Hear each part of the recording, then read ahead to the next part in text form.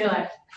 We are live. This is Senate Transportation. It's Wednesday, March 3rd, I think. April 3rd, not March. And we're going to be talking to Green Mountain Transit. So welcome back to the committee. Thank you so much. I'm Clayton Clark, the General Manager for Green Mountain Transit, and joining me is Nick Foss, Director of Finance. Yep.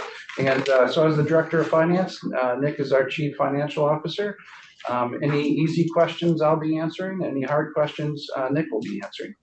And so we're going to break this up into some bite-sized pieces, and I'll be handling the introductions and then the next steps and considerations, and Nick will be diving into the meat and potatoes of the financial outlook. So one of the things that I want to start with is that making sure that folks know that the increasing costs that GMT is experiencing is not because we've expanded service. And so this is a chart that shows the number of vehicle hours by service category, with the top being our urban city buses, and then the two bottom lines being the link and the commuters. And so what you can see is that for the past 14, 15 years, it's been pretty much flat. And I wanted to make sure that folks understood that the situation that we're in is not that GMT is, expanded service and then is unable to pay for it. You'll hear a little bit later that it's really the rising cost of providing the same service. Clayton, what's a revenue hour? So these are 80,000 revenue hours. That's like how many hours our bus was running? Exactly, and so that's one of the ways that we would measure the service level is that, for a particular year, there would be 80,000 total hours the drivers would be out providing service. For all drivers, obviously, because it's not 80,000 hours. Yes, and the thing to keep in mind that I should have mentioned is that today we're talking about our urban transit system, not the rural transit system, which we track separately. And we're also focusing on operational funds and not the capital, which we budget separately. And so one of the things that I wanted to talk about is the funding sources. And so we have two pie charts. And this first one lets you know where our urban money comes from. And clearly, the federal government is what is providing the majority of our revenue. You can see there that we have operating, which is the combined projected fare revenue and our agreements with organizations for payment in lieu of fares. The local, which is what our municipalities contribute, which comes to 3.8 million, and I'll go over that a little bit more in a second. And then the state contribution of the 2 million. And one of the things that I do want to point out is that even though it looks here, that the state contribution is small, but it's important to recognize that VTrans does great work with flexing federal dollars our way, and so they're making decisions that to help GMT Urban beyond that 10%. So you're in an MPO. Does any federal money move that way through that funding? The CCRPC primarily funds our planning activities, and we get close to 400,000 from them. Yeah. And is that reflected under the federal since it's a pass-through? Yes. Yeah. This is the operating budget. Yeah. So what we have here are it's a combination of both revenue and expenditures on that graph. I mean, I'm trying to understand operating almost 2 million. Is that a revenue? That's not a revenue. That's a cost. I mean, I'm trying to interpret your bar. Your pie chart. These are all the revenues by source that flow in. So what's GMT. What's the 2 million from operating? So the 2 million. The 2 million. Yeah. So that's really our operating revenues. Sorry, that could have titled a little bit better, but it's primarily fares makes up the bulk of that. We do have some advertising income. That's what I was wondering. Things like that, but yeah. And then one of the things I wanted to point out is that unlike rural transit, which is tends to be our rural transit partners are nonprofits, They approach things differently than GMT as a municipality. And so where our urban assessments go to the urban members, and their contribution is at right now at about 20%. And the reason why I bring this up is we'll here touch upon this a little bit later is that our urban municipalities are already contributing 20%. And when you think about a city like Burlington of 45,000 having a contribution of 1.9 million, they're already paying a heavy amount. And so that's something that we have to consider when we are thinking of pathways out of this situation. Then Nick is going to talk about our financial outlook. Yeah, so I'm just going to cover our short-term financial outlook. Again, Nick Foss, Director of Finance. I guess the first thing I want to bring up is GMT really isn't alone. This isn't a GMT specific issue. Really, transit agencies across the country are facing these challenges. I know the MBTA had a shortfall, as well as the MTA and Washington Metro. They've all reached out to the legislature for support. I believe New York City has filled their hole, but long term, this continues to be a very expensive service to operate. And really, the pandemic, although funds did flow into GMT, they were one-time funds, and the costs that have increased over the years are not one-time. They last forever. So these are a couple clips that I've gathered. And the other thing that's important to remember is, I think this might have been one of my first budget years here. Tom, you might have actually been on the board for this, but when I arrived, we had shortfalls back in, when we were building our 21 operating budget, such so that we actually passed the budget with deficits, with the hope of working with VTrans to fill the gap, or we actually had planned service cuts that we were going to implement. So this isn't really a new problem for GMT. This is an existing problem that was really filled by COVID. and COVID, although a terrible pandemic that took so many lives, was financially a pretty big windfall for GMT. We didn't cut that service we had planned to cut.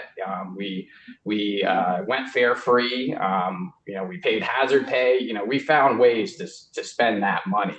And what this chart really shows is the COVID funds that flew into the organization in those fiscal years, as well as our regular funding that comes to us directly from the FTA. It's called 5307 funds.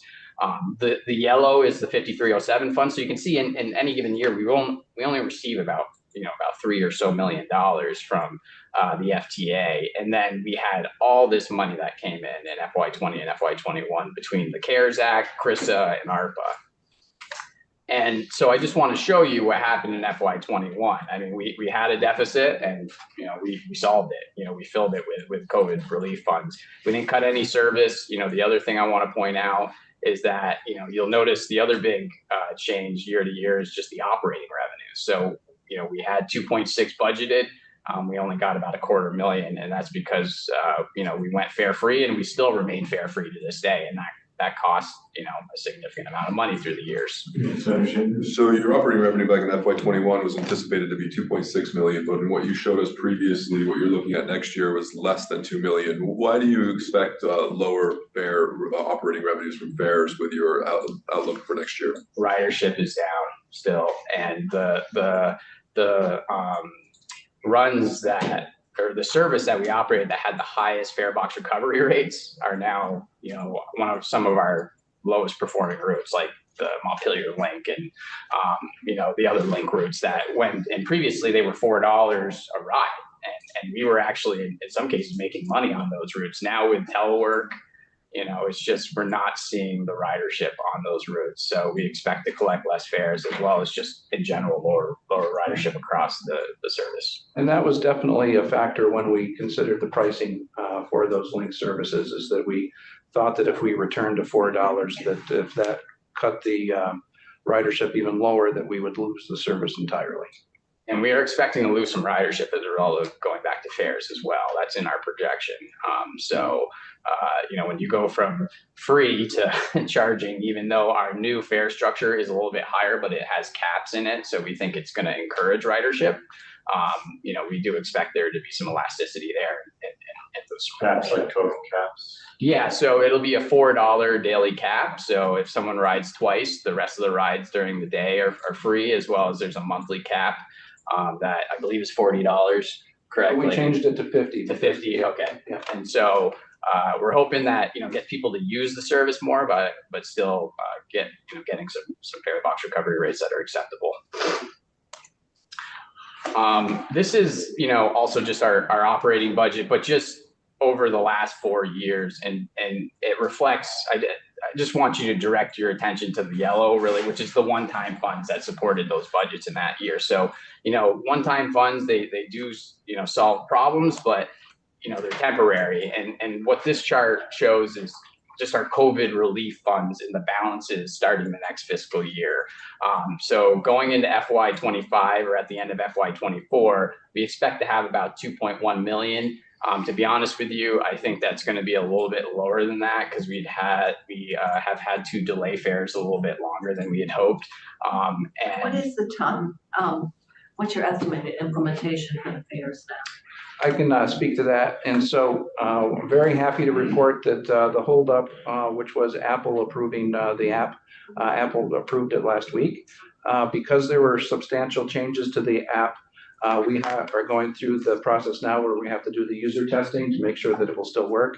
And so that involves, going out and trying the app on the buses and So that. maybe May 1st? And so we're shooting for sometime in May. The April 10th is when the app will be available to the public unless we find problems with the user testing. And so we're very happy to have progress on that. Yeah, so again, this chart just reflects our COVID relief balances. As you can see, they certainly have been reduced over time. And one thing I also want to point out is when we first got the funds, we really went with the strategy of spend this money, first, because we get regular federal funds that come in from the FTA, and we bank those, in those first couple of years, like FY20 through FY22. But as we got into future fiscal years in FY23, we saw that there were ultimately, because of our costs were increasing, we saw a shortfall in local funds. So we started switching to really leveraging all of the federal funds we could with the local funds we had and banking the COVID funds to basically just support the shortage in local match. And that's the other issue that we're having in terms of just not enough money in general is the mix of that money, because federal funds do come with a match. They can be as high as 50% for operating and as low as 20% for capital. And so we are in future years, because our COVID relief funds are running out, likely will not have enough local funds to even leverage the federal funds that we have available to us. So, there's kind of two problems, right? It's not only just not enough money in general, but the mix of that money is a problem. Is that even with the startup fees again? Yeah, so fares just come off the top. So they do help lower our local match, but we can't just take fare revenue and then say that it's our revenue and match grants with it. So it has to be taken off the top, basically giving the federal government a share in some of the benefits of that revenue. One of the things that you have an incentive to come up with payment in lieu of fares agreements, because like the money that we get from CATMA for, say, UVM students, that is local revenue. So even though it's paying for fares, we get to treat it 100% as local revenue. So the system is set up such that we're going to be working to get as many of those user agreements, which is good for riders, because then that means that the riders are either having subsidized or free rides from someplace else, and good for us because it truly is local match. Yeah. Could you refresh my memory? Do you negotiate with CATMA, or is it just based on, okay, so have you reopened some of those negotiations? Yes, we're in the negotiation phase for the next year's budget right now, or next year's contribution right now. Yeah. Is that factored into your revenue estimates? And so we have an estimate of what we think that revenue will be, but of course, until we have that contract, we don't know. Yeah, we have about 200,000 that we believe, that'll be roughly around.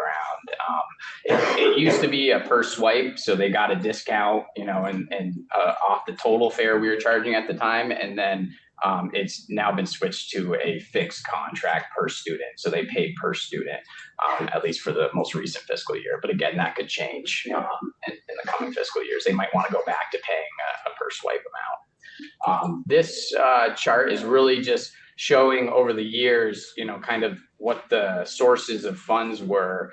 And, one of the problems we have had over the last couple of years at GMP is we've been solely dependent on federal funds. You can see back in like FY12 through FY17, the typical split was about, 50% federal, then the other 50% was made up of, local or state. And what you can see is over, the last couple of years, it's been as high as 60 to 70%. And that is a reflection of using the COVID relief funds and not having to come up with that match. But really, we need to get it back down to a more normal level, which means there's got to be other funding sources that are raised that aren't just federal in our mix. And then, the other thing that's changed, and one of the big challenges we have is just general inflation. So, the competition for CDL drivers, for mechanics here in Vermont is incredibly difficult and competitive. And I don't know if you've seen the new UPS driver contract that went through. It was something like a 40% increase.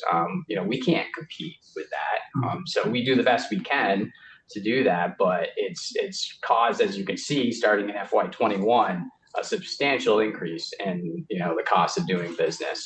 And we still are struggling with that to this day, albeit not as bad as during the pandemic. The other thing I want to point out is, and this just shows a number of different costs that we incur, primarily in wage and health insurance.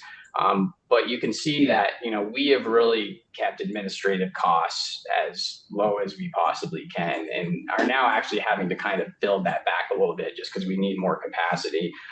That blue line is really our administrative wages through the years. And as you can see, it's stayed basically level. And obviously since 2012, there's been salary increases to the cost of supporting those folks. And, we dealt with that by reducing positions. And I think we've suffered from that, but Clayton will talk a little bit more of that in his slides. But you can see certainly the operator wages have, widened out, as well as just, maintenance wages, not to as much extent, and primarily because we've had a lot of vacancies in that department. And then healthcare as well continues to be a really expensive fringe benefit to provide. And then, one of the other challenges we have, and we talked a little bit about this previously, is just the mix of revenues and what you can see here. And I think I've showed this to you folks before, but it's just previously we were able to support about 20% of the operating budget with fares. Now we're projecting that to be about 8 to 10% in FY25. And so what happens when that occurs is you have to find other funding sources to support that. Well, that's been COVID relief funds over the years. That funding is now disappearing, and that's why we're facing the challenges we are today. And that's also just a result of that blue line, which is our operating expense, is going up, and fares just not growing with it. So, and then one of the other challenges that we have that might be a little bit new to the committee is wherever there's a fixed route, the ADA laws apply, meaning we have to provide door-to-door service for folks that are disabled. And we don't provide that service ourselves. We contract that out to SSTA in Colchester. And obviously, they're a transit agency. They've felt the same cost pressures that we have, as well as, because we have been fare free, I think that people have taken advantage of that service a little bit more. So we are thinking demand will, possibly go down a little bit when we go back to charging fares, but the costs are still going to remain high.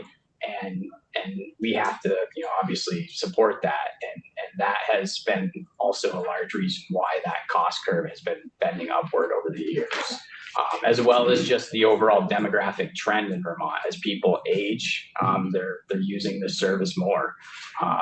So as you can see, really started growing significantly in FY21 during the pandemic. We kind of have a question on that. When you say where you have a fixed route, so you mean that whole area, all the towns that the fixed route drives through, or how do you? You can think of it as a bubble. So wherever there's a fixed route, we have to provide door-to-door service within 3/4 of a mile on both sides. So if there's a Walmart within 3/4 of a mile of a fixed route, and a person lives within that bubble of the 3/4 of a mile, we have to provide unlimited door-to-door service. They have to reserve it 24 hours in advance, but we cannot deny service for that, and it has to be Is that a equivalent. federal rule? Yes, it's part of the Americans for Disabilities Act that was passed in 1990. It was also an unfunded mandate, so basically there was no additional revenue that came with that. GMT back then, I believe, had we were a much smaller organization at that time. We had, I think, federal earmarks and had a lot of federal money in the bank. So we built a funding mechanism that only supported 50% of the cost of that program. So we actually assess all the urban members 50% of the estimated cost each year in their assessments. Then the other 50% is, comes out of federal funds, and that's another reason why we're in the predicament we're in. We are trying to reform that system, but to be honest with you, typically we raise about $1 million to support that program. It's about a $2 million program. So $1 million comes out of federal funds. We'd like the urban members to support that program more, but adding $1 million onto those local towns and cities to support that may not be feasible,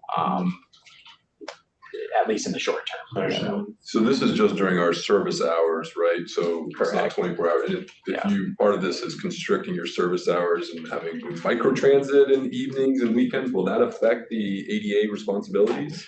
So one of the things I'm going to talk about a little bit later is that our current ADA contract with SSTA expires at the end of fiscal year 25, and we are studying whether we want to do what other transit agencies have done, which is merged ADA with microtransit.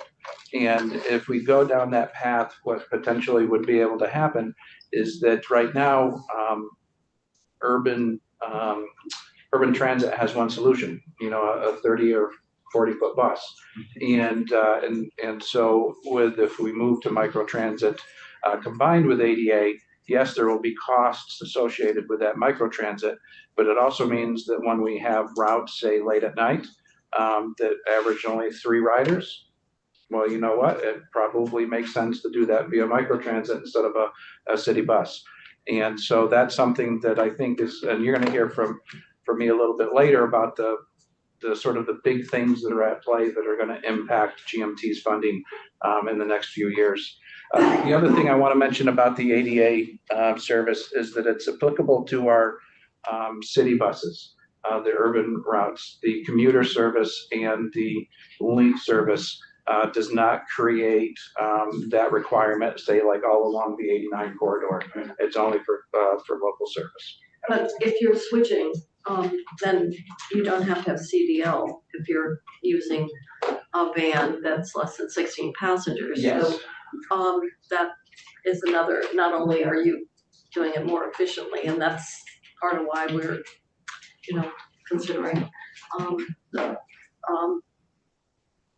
House's decision to take money out, which could be what it was slated to be used for Sprinter vans, which seems to be really an important part of your longer term. How do you take underperforming fixed routes or smaller numbers? And I don't need, maybe the link is less than 15 people. I don't know if it is, then that's a lot easier to accommodate than the bigger buses. Absolutely, and you're asking the right questions because. Well, I used to drive the van. We had a 16-passenger van, and I wasn't a CDL driver. Yeah. And so Senator Kitchell, we are looking for volunteer drivers. maybe in my next lifetime, Okay. I'll redo, but I'm just saying there, that some of what we're trying to make decisions around will obviously have an impact on your longer term plans too. Absolutely. And I'm going to touch upon that a little bit later, though. Yeah, I just want to point out ADA, which we contract out to SSTA, they, I do believe, use small enough vehicles that they don't require a CDL Yes, license. So, correct. so which is helpful, but they have been struggling to recruit drivers even without the CDL Sure. requirement. And so I believe this is my last slide, but you know, this is just how do we move forward. And you know, we do believe FY25 we do have sufficient federal support and state and local dollars to keep service levels, you know, constant. But you know, we are forecasting a significant deficit, certainly the largest deficit I've seen since I've been with GMT in 26. And again, there's a lot of variables, so this is just a forecast, but we believe it's about $2.7 million, at least if we continue operating at the same service levels, and that's with fares, you know, and coming back.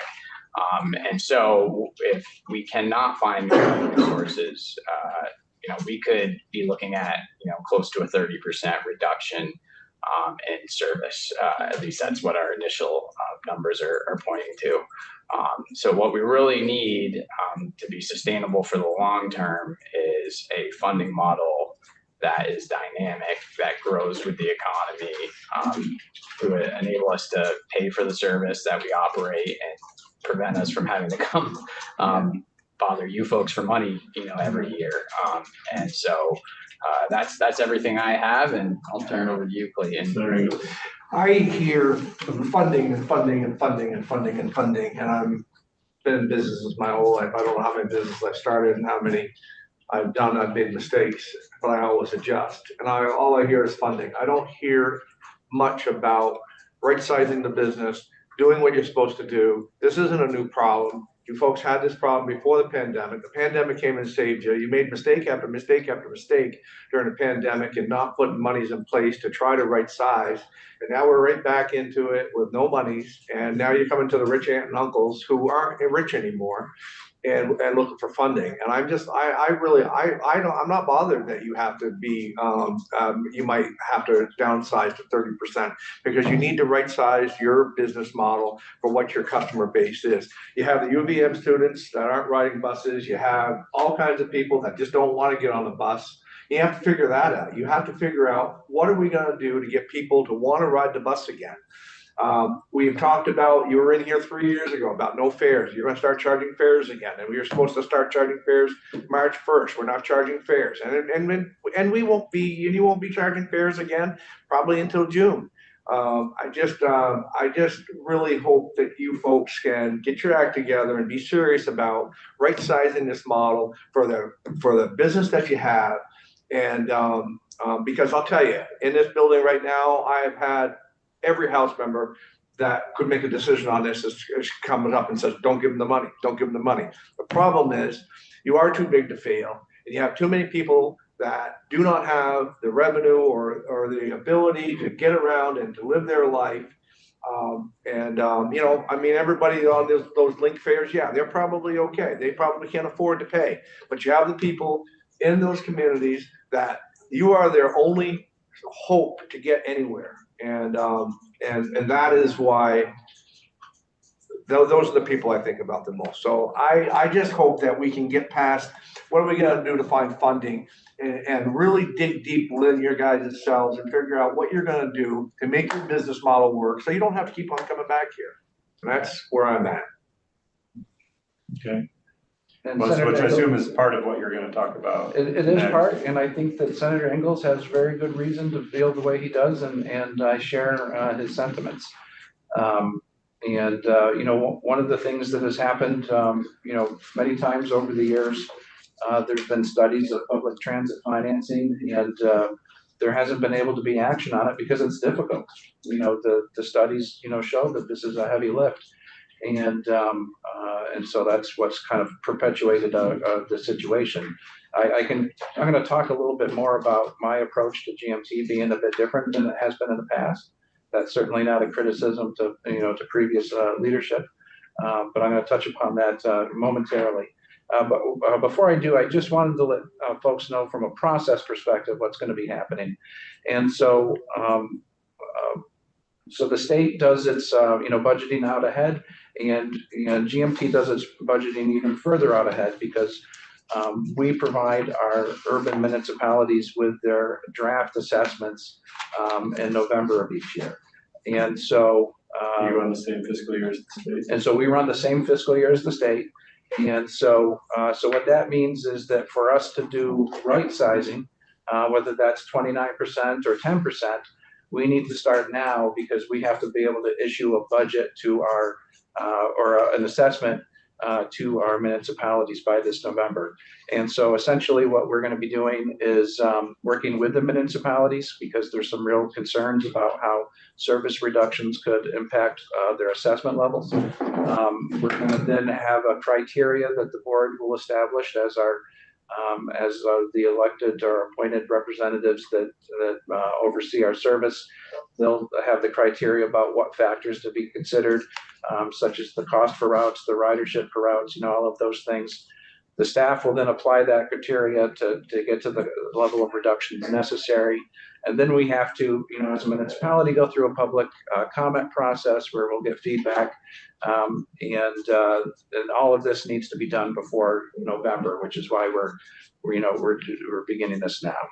I just want to overlay some of what I heard Senator Ingalls say with what you're describing here, which is you're seeing declining ridership, you're seeing a revenue gap. You are looking at service reductions. What really the question is how much in service reductions? Exactly. You are planning to right size the organization. Absolutely, absolutely. And this is the process that how that's going to happen. Exactly. And so, Can you go back before you go forward? Yes. To the maybe next last slide, actually.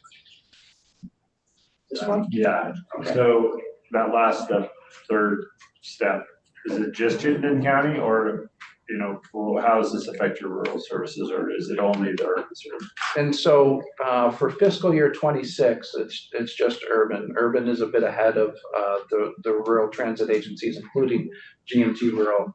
The fiscal cliff will come later. That's why in some ways, if we could find a bridge funding solution so that next year it'll be, all of the transit agencies coming with concerns about fiscal cliffs. And then that may, be helpful for getting to a solution.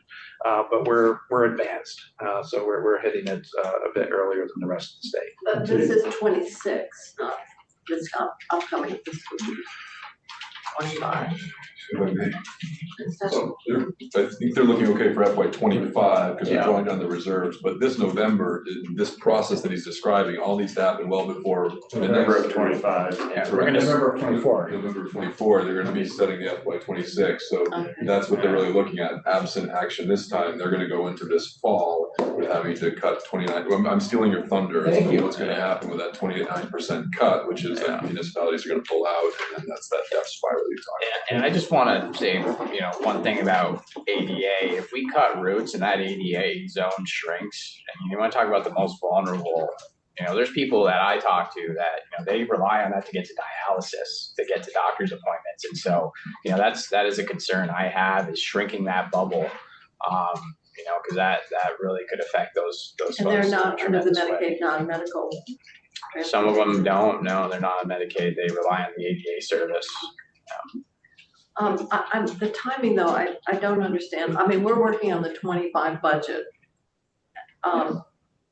And are you talking about bridge in 25 or are you talking about 26? And That's so what I'm trying to understand. the reason why funds in 25 would be useful is because if we receive additional funding in 25, then we can retain the reserves for 26 because we don't have to spend those in 25. And so whatever we receive in 25 will come off the service reductions necessary in 26. Because we won't be back before they have to make that decision in November. Right. That's really what I'm trying to figure out. And so are you saying that the other transit agencies or just around the state are going to hit the same cliff? They're going to hit it later on, and 27 is I think the year that will be their primary hit. And Russ and Michelle could probably answer that better. Right, that's your. Sure, Ross McDonald, Public Transit Program Manager, and Steve Fauble, our shared primary consultant, forecasted both the rural projections and the urban 2.7 budget shortfall in 25. It's looking at this point that we would have maybe $1 million extra dollars. Now, understanding that we'll be right or wrong by big percentage points, we expect, we will be getting the applications for 25 at the end of this month. That's going to be the harrowing process of seeing where we are, how much can we sustain, what about our pilots, what about our capital program, and this happens every year. And so every time we look out 3-5 years, we'd be looking at a financial cliff in my 17 years of experience. We have been able to work through our budget committees and our providers to cut 5 routes last year in the rural areas to sustain successful services. We went through a budget process with all the providers, asking them to identify cost-cutting measures and to share them with the entire BPTA group. In 27, it then becomes maybe a 1.7 million projected shortfall. And so I've got a few years to work through the budget committees and through you, our legislative committees, to see if we can't sustain services. But it's always been very close.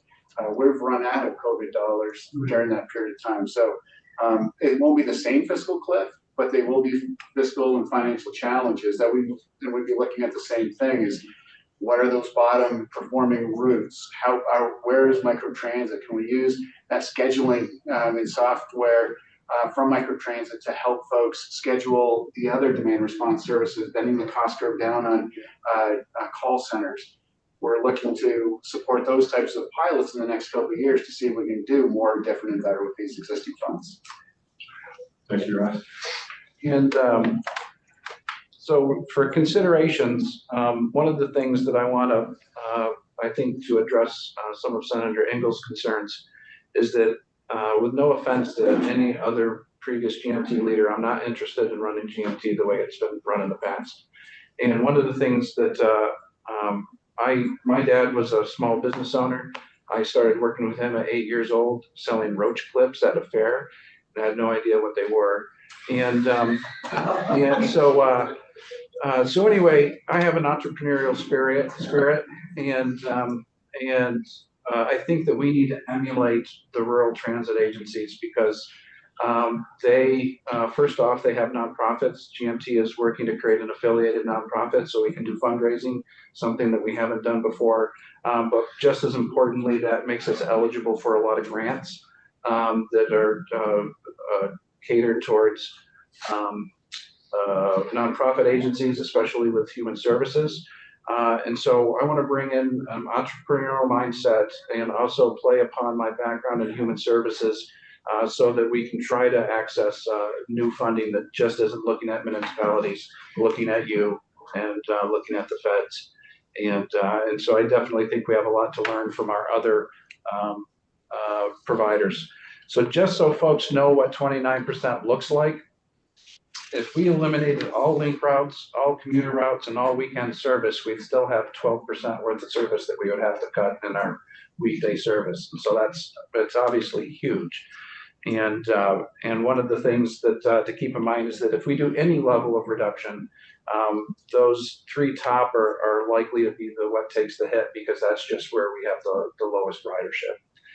Other things to consider is that we absolutely know that we need to trim our service. We have routes that V-Trans has identified that has been underperforming, and we need to take their guidance and advice on modifying that service. That $2.7 million shortfall. Yes. That's assuming we maintain all routes, correct? Mm-hmm. Yes. So you are now in that analysis anticipating what these underperforming routes are to make that 2.7 a lot less. Yes, okay. Exactly.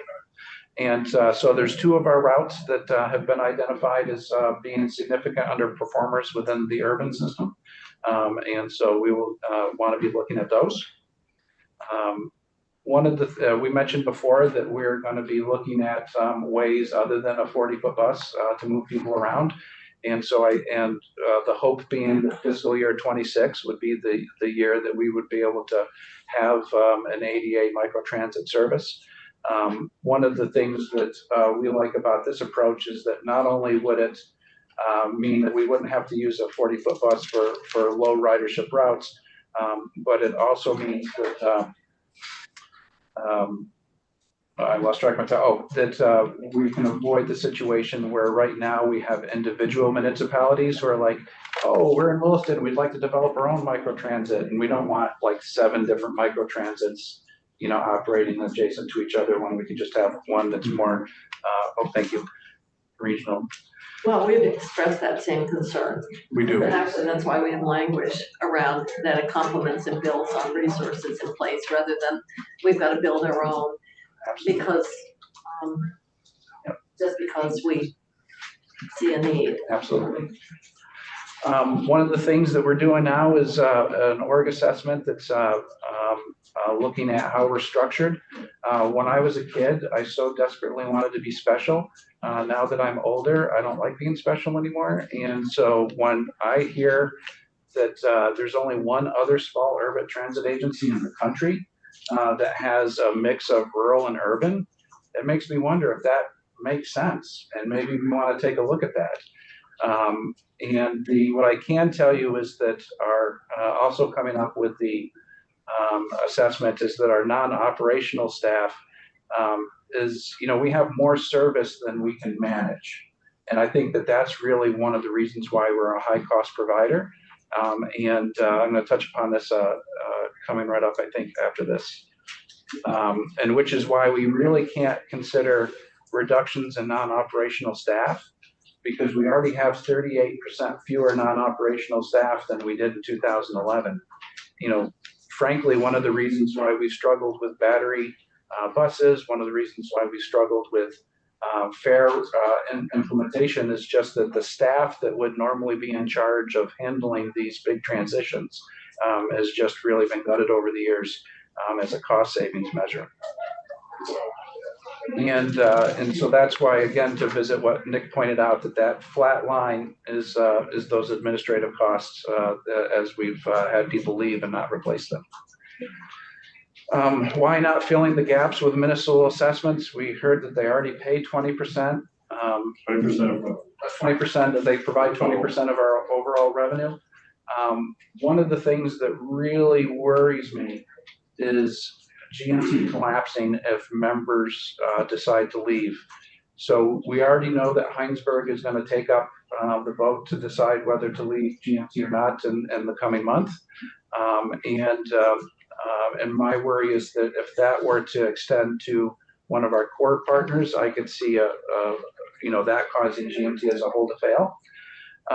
The challenge that we're going to have with service reductions is that I don't think that it's going to be politically feasible at the local level to tell a municipality, hey, we're going to ask you for the same amount of money, or actually we're going to ask we're going to ask you for the same amount of money plus 4% and for 29% less service. And so if we do have to reduce those assessments based on service levels being reduced, then we're going to have to cut even more service, and that's where I worry about the death spiral for GMT. So if a municipality says we don't want to fund it, then you say, well, that's your choice, but then the service is not going to be provided. And so right now, with our assessment authority, we have the ability to assess. If we want to change that assessment methodology, it requires 3/4 votes of all of the municipalities, so they would have to approve it.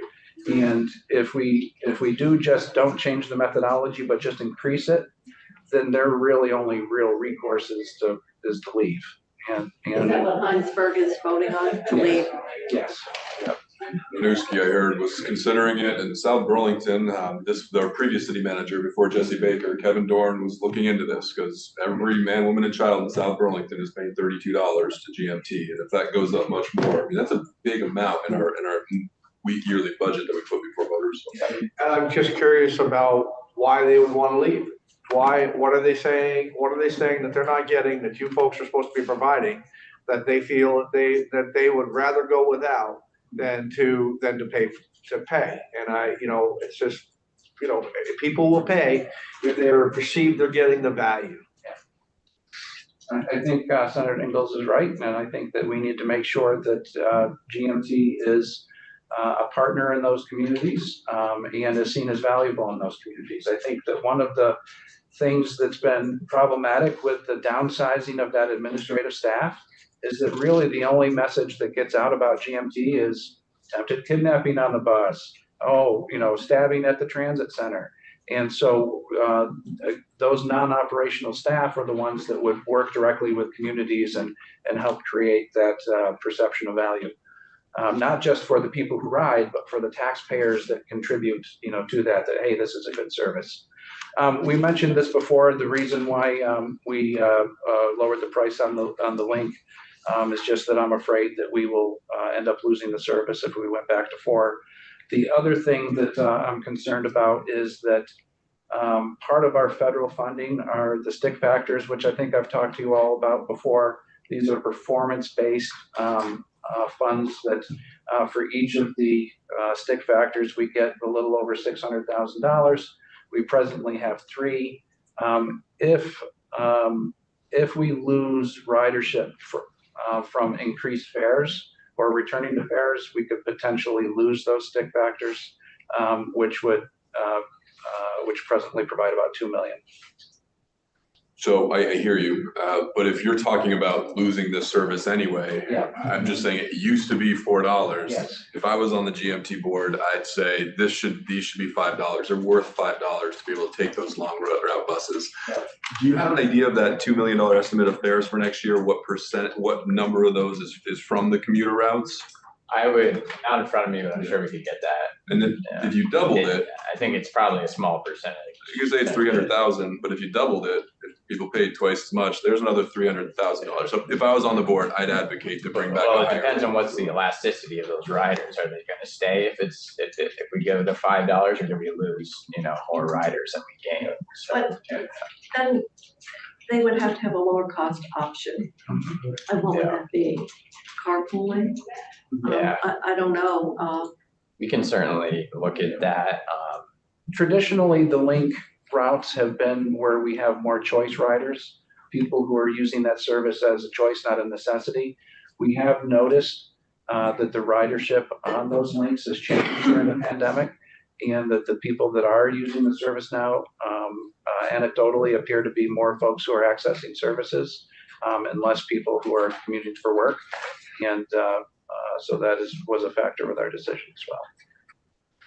And this is my last slide, and one of the things that I know is challenging for you all is that by necessity, the state system kind of focuses on a year, by year solution. And one of the things that would make this, I think, easier for everybody is that moving forward, we know that we need to work with our VTrans partners to kind of give you, an idea of how we can limit the reductions while also limiting the costs. And so please don't look at this as an ask. This is just an example of something where we would be able to look at, a total of almost $1 million worth of service reductions over a couple of years, some either baseline or dedicated funding that we've heard talked about from the non-federal match study, or hearing Senator Chittenden talk about, different options there.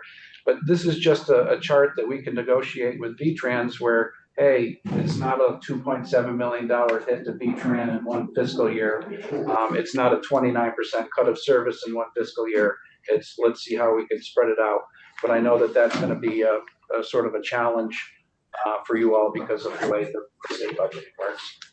And so, and this is just comes to the, I hate to say it, but we're going to be, coming back until we address this. And I think we're done.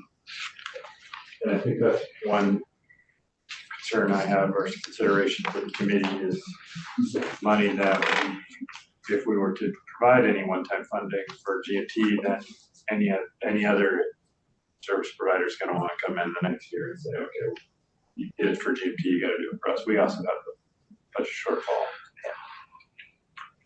So we'd have to think about that. Understood. Nobody has easy decisions in this building. Somebody does. I don't know who that somebody is. We gotta bring the charter committee back. I think they had easy. Oh, yeah, right. Yeah, that was a house committee, charter change. That's all they did. Really don't know what appropriations does all day. I don't know what they do in the house. We have flowers in the afternoon. Okay, any other last questions for Craig? Appreciate it. Thank you for having us, and we'll work to do better. Okay.